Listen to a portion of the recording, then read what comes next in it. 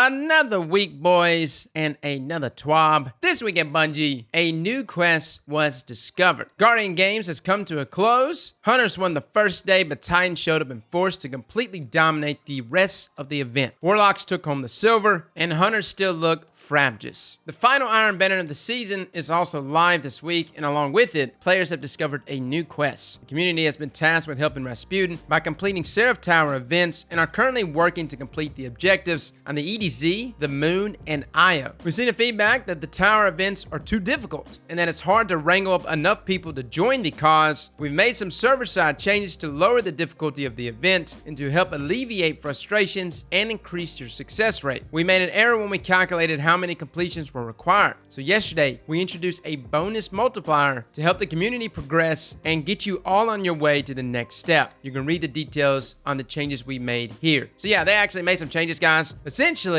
we have a 5 times multiplier going on right now for completions of Seraph Tower events. This actually ramps up to 10 times this weekend. So I would actually just say, wait till the weekend, guys. Don't get burnt out right now. Take some time, man. Enjoy your family. And then the moment we get into the weekend, we're going to hit that 10 times multiplier and shabam. We should be able to knock out this first step. And again, this is like step 1 of what? 6, 7, something like that. We have a lot more steps after this. Now moving on, max power level. Back in February, Luke spoke about upcoming plans for legendary gear Infusion. The Destiny dev team has more details on how this system is going to work. Oh boy, I think we're about to talk about sunsetting. Destiny dev team, today we're going to talk about changes to the Infusion system that are coming to Destiny 2. These changes are going to be visible starting in Season 11, but won't start impacting your arsenal until Season 12. More on that in a bit. We want the sandbox to feel interesting, exciting, and dynamic, and to evolve in compelling ways over time in the same way that the game evolves. Our weapons are the primary way that players interact with the world. And season over season, we want players to discover new weapons that feel powerful, have interesting new perks to explore, and power the builds that players craft in new and unexpected ways. The changes to the Infusion system we're talking about today are designed to promote the following. Okay, so first up, we want you to more frequently earn and enjoy more powerful and standout gear. Right now, if a new legendary weapon isn't better than the current best in class, there's no reason to replace your existing weapon with it. If a new legendary weapon is better than the current best in class, we risk power creep, removing challenge from the game, or making the item mandatory / the only option for challenging activities. Both above points apply equally to new modes and perks as well. Powerful weapons can be era defining, but eventually those eras need to end so that new eras can begin. We want strong weapons to have their time in the sun, and whenever possible, we want you to expect and prepare for powerful gear to cycle out of the in-game meta. We can't solve this by just making weapons that are always better than the previous ones. This will steadily lower the time to kill in both PvP and PvE until the combat sandbox is neither fun nor tactical. Okay, before we move on to the next set of statements, although I do agree with what they're saying, let's just be real. The standard for power creep inside of PvP currently are one-hit kill weapons, okay, which are instantaneous. Shotguns, snipers. If anything, there are many primary weapon archetypes in the game, especially in this season when we have auto rifles killing in 0.7 seconds that need a buff. Have you seen a scout rifle, fellas? I tried using one in Iron Banner today, and it didn't go well. And Bungie continues, we also want to foster a gradually evolving meta that regularly promotes experimentation and debate. We believe Destiny is at its best when you have new desirable things to pursue and when you have active debates with your clanmates about which of those things to bring into that new raid or which is going to be hot in trials next season. With those goals stated, let's break down how the changes will work. So first up, each legendary weapon and piece of armor will have a max power level it can reach through Infusion. Exotics will not have a max power level. The max power level for these items will be set at the player power cap obtainable 3 seasons after its release, 4 seasons in total. This means all legendary gear has 1 year lifespan, during which it can be used in activities where being at or near the player power cap is important, difficult, and power-enabled activities. The max power level for those items will be visible in-game in Season 11, but no items will be at their max power level at the start of Season 11. This means all of your gear will be relevant in all activities during Season 11. You'll be able to see what the max power level is for all your gear and plan accordingly. At the start of Season 12, weapons and armor release released in seasons 1 through 8 will have a max power level at the season 11 player power cap. Gear from seasons 9, 10, 11, and 12, which is essentially this year, guys, will be infusible to new player power caps for 1 year after their release. Weapons and armor from the Last Wish Garden of Salvation raids will be granted exceptions and will have a higher max power level. Okay, that's interesting, but only for Last Wish and Garden of Salvation. Yeah, I don't see Scourge here, no crown. That's interesting. Does that include the weapons you can obtain in the raids from like chests? Say like the Last Wish chest, you can get a Supremacy sniper rifle from it? Surely not, right? I'm pretty sure they're meaning raid-specific weapons and armor. Now, Bungie continues an example of how max power levels will be displayed in Season 11. So right here, we have an image. We see the current power being 950, the power limit being 1060, and the seasonal power cap being 1060. Okay. And with each new season, this of course will get bumped up, but it will have a limit there to the power, thus making that weapon not a viable option in things like Iron Banner PvE activities, or at least in-game PvE activities, trials, etc. Now, Bungie states those are the basics, but you may have additional questions such as, can I still use gear that has reached its power level? Yes, you will always be able to equip and use any piece of gear. Reaching the player power cap is beneficial, but not strictly required for most activities inside Destiny. You can continue to equip and use all gear in those activities. This applies to armor as well as weapons. Question, yes, all legendary gear that provides power will have a max power level as well. Starting in Season 12, armor will no longer have a seasonally rotating 4th mod slot. Instead, there will be a mod slot that accepts mods introduced into the game throughout a full year. We recognize that the current need to replace your armor every 2 to 3 seasons and hoard armor from past seasons is undesirable. Yes, it is. Okay, that's actually good because it gets confusing, right? Looks like Bungie is moving completely away from the seasonal model. And I know they already stated in past TWABs that we're going back to the Forsaken model, but this is more confirmation that we're moving away from that completely. Now, transmogrification, which we talked about in the TWAB last week, will give you the ability to keep your favorite look and apply them to new armor pieces with higher max power levels. When gear drops after its debut season, what will its max power level be? It will have the same max power level as it did in its initial release season. Note, this is different than gear that is reissued. See, next question. Will gear ever have its max power level updated? Not directly, but gear can be reissued in future seasons. These reissued versions will have a new max power level based on the season in which it is reissued. We're going to experiment with how and when gear is reissued into the game throughout year 4. Let us know what you think of the different methods as you experience them. Okay, so the main thing to take away from that, notice like this past season, we had faction gear start dropping as global drops. Obviously, it's not going to retain the power level that faction gear had back in vanilla Destiny 2, right? No, it's going to be updated depending on the season that gear is going to be dropping in. This also means that, yes, many of the old gear that you've seen before, probably from year 1, will be returning in some way, and probably a lot of armor, I would say, from Destiny 1 is going to start making its way inside of Destiny 2. And we've seen that from trials. Now, Bungie continues, we're sure you'll have more questions that aren't covered above, so please let us know. We're committed to Destiny 2, continuing to grow and evolve for years to come. And a part of that continued evolution is the creation of an interesting, exciting, and dynamic player sandbox. The introduction of max power level will allow us to create exciting new gear more frequently without significant concerns of permanent power creep, which is unsustainable in any game. This also should open up creative and experimental builds season over season while letting you anticipate and prepare for how these sandbox will change over time. Please continue to share your thoughts and feelings about these changes as you get your hands on them. Look, I know this is something that people don't want. I don't necessarily like sunsetting of weapons, guys, especially weapons that are some of our favorites. I mean, right off the bat, going into Season 12, we're gonna have to start replacing many of our favorites. That spare rations, well, goodbye, man. That Waking Vigil, that beloved Mountaintop Revoker, this definitely incentivizes us to go after the new stuff, the new content over the old. So this is the way it really shakes out, okay? Bungie introduces a bunch of new weapons with a bunch of new perks, maybe even some new pinnacles. The pinnacles are very strong. The weapons are very good. A lot of people say they're overpowered, and for a time, they remain extremely potent and powerful. Now, previously in the past, what Bungie would do, considering there was no sunsetting of these weapons, they would go in and nerf those weapons individually. Luna's Howl used to be one of the best weapons in the game as a 180 round per minute hand cannon with one of the best time to kill values in the game, with Magnificent Howl that could proc with precision shots. It was absolutely deadly. Not forgotten. Another example,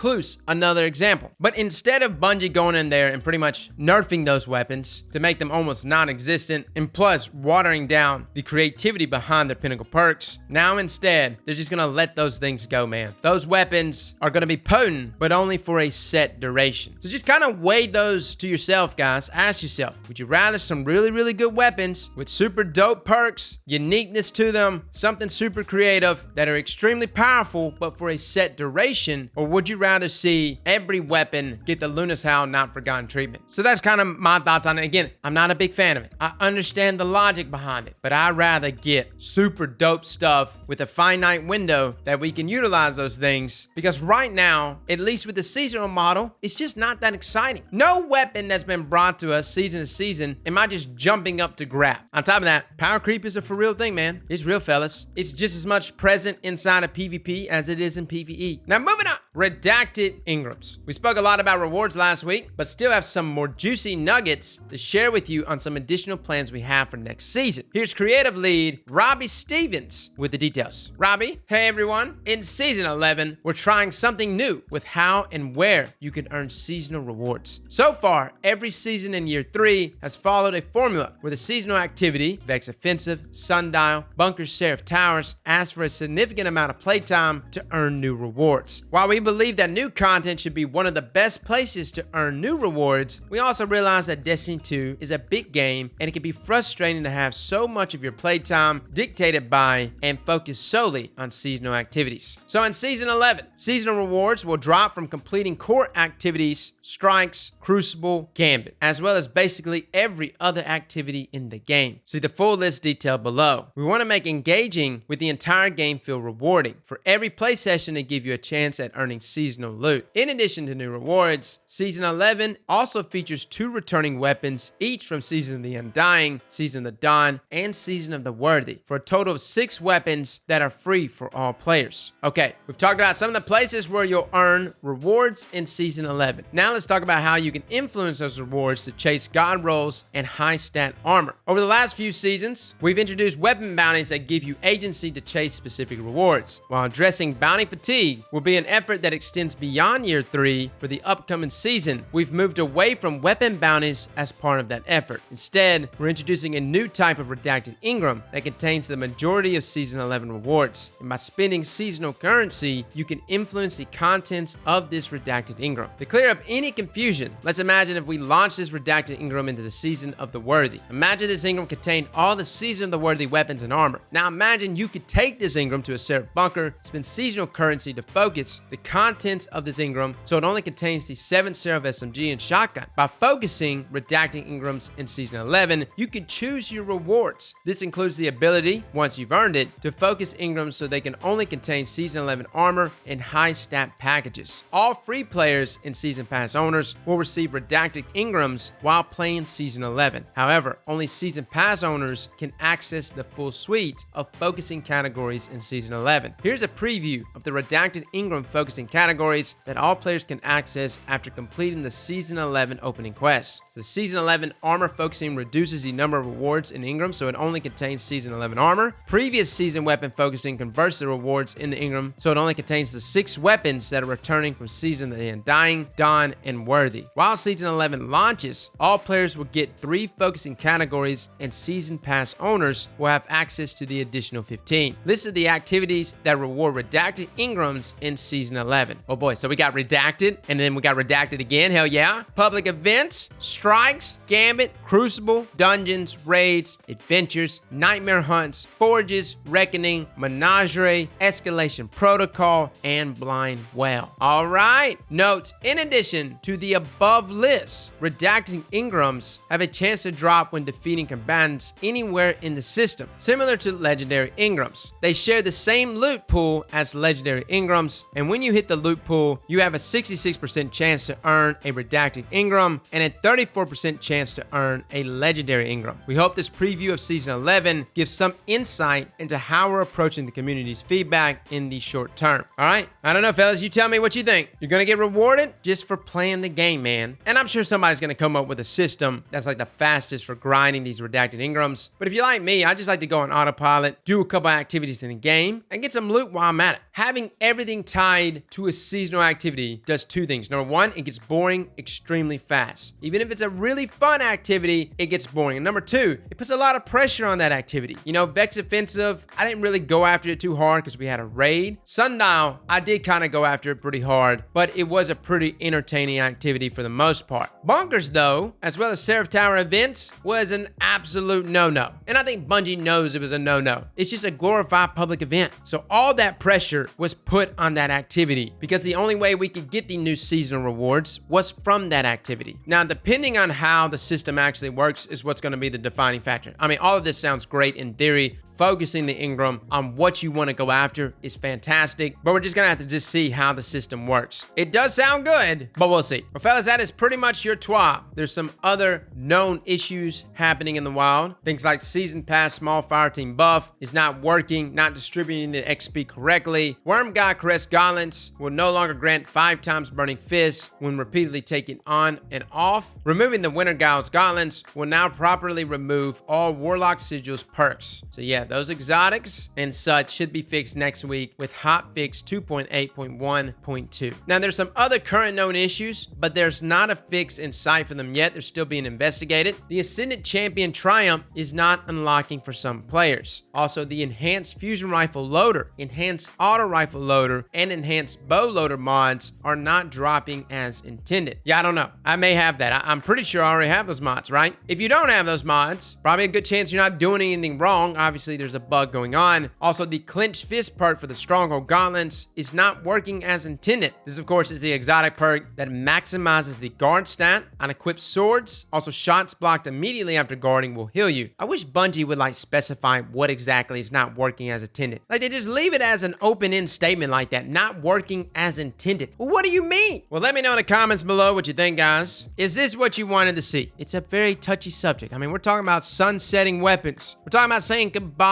to some of your favorites. I'm looking through my vault right now, thinking about all these weapons that's been with me since the beginning. I still have the original stochastic variable. Just know we can still keep all of these weapons, right? I still keep that one. It's a year 1 weapon, but there's a lot of sentimental value there. It just won't be viable options in in-game activities. Just know, for the most part though, sunsetting of weapons has been something that's been going on since the very beginning, since Destiny 1, and it's continued. I would say this is the first year that we didn't really have a sunsetting of weapons. We didn't have a finite window because normally there's been such a huge evolution and change in your weapons from one year to the next that you normally left behind those old weapons voluntarily. Sure, you can go pick up a weapon right now from your collections that's a year 1 weapon in D2, but it's going to have static rolls. You won't be able to apply a mod to it, and it'll have a much less viable masterwork. Or you can grind for its current version with an even better roll than its original static roll and apply all the nasty to it. Unfortunately, Bungie was not able to continually evolve weapons due to power creep. You know, what are they gonna do? Add another mod slot? Boy, wouldn't that be crazy? Yo, fellas, check out my spare rations. It's got rapid hit, outlaw, and kill clip. Mega reload, baby. Actually, now that I'm thinking about it, that would be pretty dope, you know? Dragonfly, rampage, kill clip, multi kill clip, kill clip. You see, what we're talking about right now, though, is power creep, fellas. That's what we're talking about. Yes, it's cool. Hell yeah, it's cool. But it's power creep. And before you know it, everybody's killing each other in 0.1 seconds. And I don't think nobody wants that. Fellas and ladies, hey, thank you all for coming and watching. And as always, slap that like button like your mama told you right.